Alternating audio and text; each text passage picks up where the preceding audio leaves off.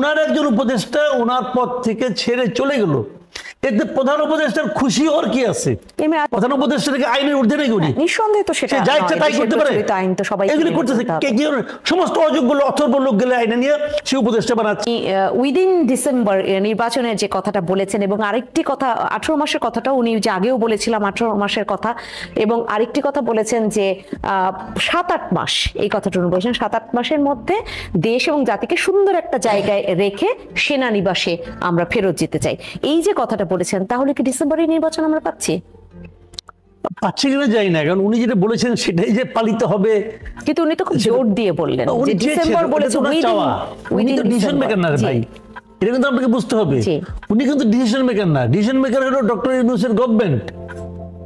উনি গভর্নমেন্টের একটা পার্ট, একটা কম্পোনেন্ট। নাসুদ কামাল, একটু যুক্ত করি, উনি নিঃসন্দেহে ডিসিশন মেকার না, আপনি যেভাবে বলছেন আপনি যথার্থ বলছেন, কিন্তু আপনি শুরুতে যেটা বলেছিলেন যে ওনার আজকের বডি ল্যাঙ্গুয়েজের কথা বলছেন, ওনার জেস্টার পোস্টার দেখে এটা মনে হচ্ছিল না যে উনি বেশ কথাগুলো খুব শক্তির সাথে বলছেন, শক্তিমত্তার সাথে।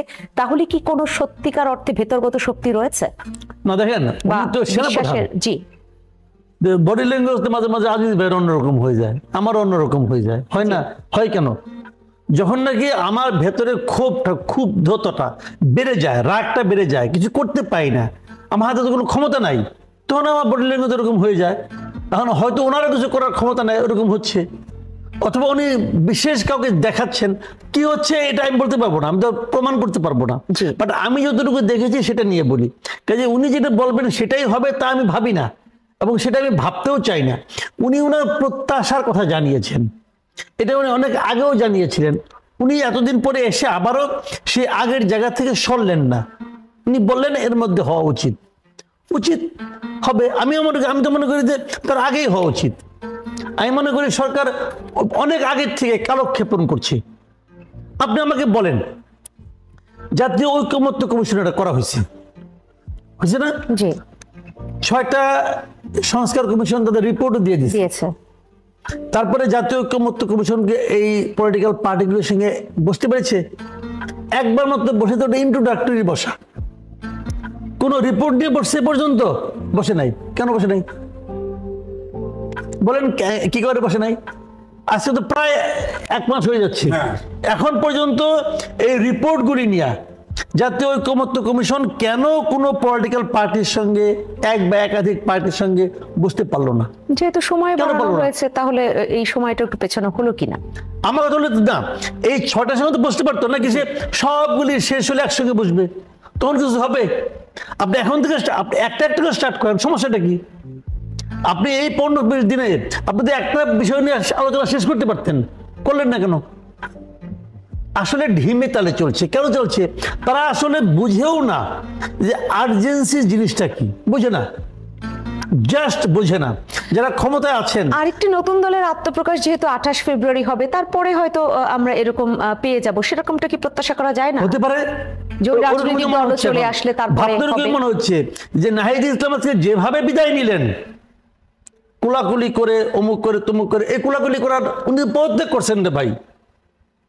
প্রধান উপদেষ্টা ওনাকে উপদেষ্টা হিসেবে নিয়োগ করেছেন, একটা দায়িত্ব দিয়েছেন, উনি ওই দায়িত্বটা আজকে ছেড়ে দিয়েছেন, ঠিক আছে? প্রধান উপদেষ্টা খুশি ওর কি আছে, এটা আমার বুঝান। লজিক্যালি আপনি ওই কথাটা বুঝান। প্রধান উপদেষ্টা ওনাকে দায়িত্ব দিয়েছেন একটা কাজ করার জন্য, প্রধান উপদেষ্টা কি তার দায়িত্ব থেকে চলে গেছে? চলে যায়নি তো। ওনার একজন উপদেষ্টা ওনার পদ থেকে ছেড়ে চলে গেল, এতে প্রধান উপদেষ্টার খুশি হওয়ার কি আছে? নিঃসন্দেহে প্রবেশ করব, তার আগে একটু জানতে চাই, যেখানে এম এ আজিজ শেষ করেছেন হেলিকপ্টারে করে যাওয়া, এবং পরবর্তীতে সামাজিক যোগাযোগ মাধ্যমে এখন যে বিষয়টা অনেক বেশি আলোচিত, স্থানীয় সরকার মন্ত্রণালয়ের মাননীয় উপদেষ্টা আসিফ মাহমুদ সজীব ভুঁইয়া, তিনি তার এলাকায় মসজিদগুলোতে টাকা দিয়েছেন, এবং সেই প্রশ্ন উঠেছে তিনি কার টাকা দিয়েছেন, হেলিকপ্টার নিলে কার টাকা নিচ্ছেন, বা কার হেলিকপ্টার নিচ্ছেন, কে দিচ্ছে, বা যদি সেটা ভাড়াও করে থাকেন কোত্থেকে সেই ভাড়া মিটাচ্ছেন তারা, আর যদি এলাকায় টাকা দিয়ে থাকেন সেই টাকাও তিনি কোত্থেকে দিচ্ছেন? সরকারি টাকা দিচ্ছেন, আমার টাকা দিচ্ছেন, আপনার টাকা দিচ্ছেন।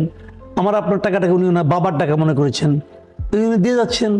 আবার ওনার বাবা এলাকায় বলে বেড়াচ্ছেন আমার ছেলে ইলেকশন করবেন, আপনারা যদি চান তো ইলেকশন করবেন। ওনার বাবা বলছে নিজে, ওইটা আমি ভিডিও দেখছি, সে বলতেছে তার বাবা। কিন্তু সেটা এখন বলা এটা উনি করতে পারছেন, এগুলো যেমন কি এগুলো নৈতিকতার ব্যাপার, বুঝছেন? এখন তিনি আমি তো এখনো সরকারে রয়েছেন উপদেষ্টা, তিনি তো রয়েছেন, তো পদত্যাগ কি করেন হয়েছে? না। কি হয়েছেটা কি? এই সরকারের উপর কতটুকু আজকে দেখেন কি হলো, নাহিদ ইসলাম পদত্যাগ করলো, জি রেজিগনেশনটা কার কাছে দিল? ইউনূস সাহেবের কাছে দিল। দিয়ে এসে উনি একটা প্রেস কনফারেন্স সাংবাদিকদের মুখোমুখি হলেন, টেবিলে বসছেন। ওনার দুই পাশে, এক পাশে প্রধান উপদেষ্টার প্রেস সেক্রেটারি, আরেক পাশে ডেপুটি প্রেস সেক্রেটারি, দুইজন সরকারি চাকরিজীবী। জি সরকারের কাছ থেকে বেতন নেয় তো ভাই, আমার আপনার টাকা নেয় সে, ওর বেতনটা আমি দেই। ও জায়গায় একজন লোক যে মুহূর্তে সে পদত্যাগ করছে, সেই মুহূর্তে সে সরকারের কেউ, সে একটা পাবলিক। পাবলিকের প্রেস কনফারেন্সে দুই পাশে দুজন সরকারি কর্মকর্তা কোন হিসাবে বসে? তাহলে তার জিনিস বুঝে না। যে লোকটা বোঝে না যে সরকারি কর্মকর্তার কি দায়িত্ব, তার তো এর থাকারই কোনো যোগ্যতা নাই। তো সব অযোগ্য অথর্ব লোক এনে এনে বসাইছে। লোক থাকতে পারে এখানে, তারপরে আবার স্ট্যাটাস দেয়, তারপরে ফেসবুকে আবার লেখে শফিকুল আলম যে আগামী দিনে প্রধানমন্ত্রী হবে সে নাকি, নাহিদ ইসলাম। তাহলে লিখতে পারে কি সেটা? নতুন দল আসলে এই যে নানান কিংস পার্টির আলোচনা, এটা হতে পারে না? আপনি আমাকে এটা বলেন, অন্য আলাপ বাদ দেন ভাই, পলিটিক্স আলাপ বাদ দেন। একজন সরকারি কর্মকর্তা সিনিয়র সচিব সে নাকি আবার, মানে একটা সিনিয়র সচিব হওয়ার কোনো যোগ্যতা লাগে না, মনে হলো বানাই দিল সিনিয়র সচিব। সাংবাদিক আসলে ভাই, সিনিয়র সচিব হয়ে গেল, কি যোগ্যতায়? কি যোগ্যতায় বলেন? ইউনূস সাহেবের ইচ্ছা হয়েছে বানাই দিল। ইউনূস সাহেব ইচ্ছা করলে কাউকে সিনিয়র সচিব বানাইতে পারে। বিদেশের একটা নাগরিক মনির হায়দারকে নিয়ে আসছে, আইনে নিয়ে সিনিয়র সচিব বানাই দিল। কেন?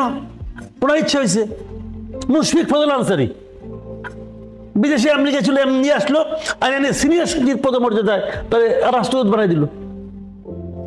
ইচ্ছে করলে উনি পারে। এটা কোন আইনে করছে সে? প্রধান উপদেষ্টাকে আইনের ঊর্ধ্বে? সিম্পলি আমার এই কথাটা জবাব দেন। প্রধান উপদেষ্টাকে আইনের ঊর্ধ্বে নাকি উনি? নিঃসন্দেহে তো সেটা যা ইচ্ছা তাই করতে পারে। আইন তো সবাই এগুলি করতেছে সমস্ত অযোগ্য লোক, অথর্ব লোক গেলে আইনে নিয়ে সে উপদেষ্টা বানাচ্ছে, কাউকে সিনিয়র সচিব বানাচ্ছে, এগুলো বানাই দিচ্ছে। এই যোগ্যতাটা কে প্রমাণ করবে? একটা উপদেষ্টা প্রেস সেক্রেটারি সে কি করে বলে যে নাহিদ ইসলাম আগামীতে প্রধানমন্ত্রী হতে পারে? কি করে বলে সে? একদম অন রেকর্ডে পত্রিকায় দেখলাম।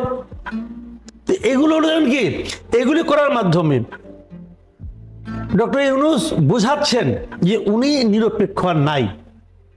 আমি দৃঢ় কণ্ঠে বলতে চাই যে ডক্টর ইউনূসের আগামী নির্বাচন পরিচালনার কোনো নৈতিক অধিকার নাই। উনি ওনার নিরপেক্ষতা হারিয়েছেন। বার্তাটা কি তাহলে আপনি বলতে চাচ্ছেন যে উনি বার্তাটা আমাদের কাছে ইচ্ছা করে স্পষ্ট করছেন যে উনি নিরপেক্ষ নন, উনি কোন একটি দলকে সমর্থন দিচ্ছেন, এই বার্তাটা কি দিচ্ছেন? মানে উনি বার্তাটা পরিষ্কার করেছেন, ইচ্ছা করে না অনিচ্ছা করে, মূর্খতার কারণে নাকি অতি বুদ্ধিমত্তার কারণে, এটা উনি বুঝবেন, ওটা বোঝার আমার দরকার নাই। বাট আমি বুঝেছি উনি এই বার্তাটা আমার কাছে স্পষ্ট, উনি আর নিরপেক্ষ নাও, নো মোর নিউট্রাল। তাহলে এই জায়গাটা আপনি এবং ওনার আগামী নির্বাচন পরিচালনার কোন রকম নৈতিক অধিকার নাই, কোন রকম নৈতিক অধিকার নাই। যুক্ত করবো না, আজিজ ভাই অনেক কিছু বলে ফেলেছেন। আমি খালি এটুকুই বলবো যে একটা কথা বলি আপনাকে, ডক্টর ইউনূস পুরো জিনিসটাকে না লেজে গুবরে করে ফেলেছে, ইচ্ছা করে করছে। আছে কিছু লোক আছে যে লেজে গুবরে না করলে আরাম পায় না, কারণ উনি ওই কারণে করছে কিনা আমি বলতে পারবো না। খালি একটা কথা বলি আপনাকে, শেখ হাসিনা ক্ষমতায় আসার পর প্রথম দিন থেকে ডক্টর ইউনূসকে ডিফেম করার জন্য, বেইজ্জতি করার জন্য 15.5 বছর ধরে চেষ্টা করে গেছে। এবং এই 15.5 বছর সুদখোর টুদখোর অনেক কিছু বলছি করে যতটুকু ওনাকে বেইজ্জতি করতে পারছে, আমার ধারণা উনি গত 6.5 মাসে নিজেই নিজেকে তার চেয়ে বেশি বেইজ্জতি করে ফেলেছে। উনি কতদিন আর থাকবেন? যতদিন থাকবেন উনি তত বেশি সাধারণ মানুষের কাছে একটা অপমানিত হতে থাকবেন। ওনার উচিত এখনো বোঝা যে আমার সরে যাওয়ার সময় হয়েছে, এই কাজের জন্য আমি না, এই জিনিসটা ওনার বোঝা উচিত। অথবা ওনার যদি কোনো প্রিয়জন থাকে ওনাকে বুঝাই দেওয়া উচিত যে আপনি এই কাজের জন্য না, আপনি অন্য কাজ করেন, এটা আপনার কাজ না। আমি এই জন্য বলতে শেষ কথা, আর্মি